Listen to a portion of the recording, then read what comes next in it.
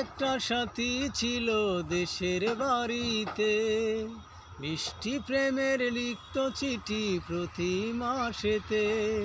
হঠাৎ একদিন খবর এলো সাথীর নাকি বিয়ে হলো আমার অজান্তে। এখন বলো দেশে যাব কার আশাতে, এখন বলো দেশে যাব কার আশাতে।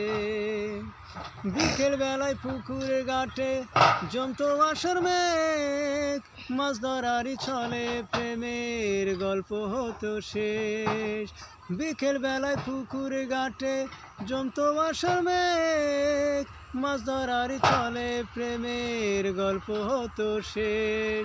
এক পলকে দেখে সে আমায় ভরে যেত আমার সাথীর মুখ।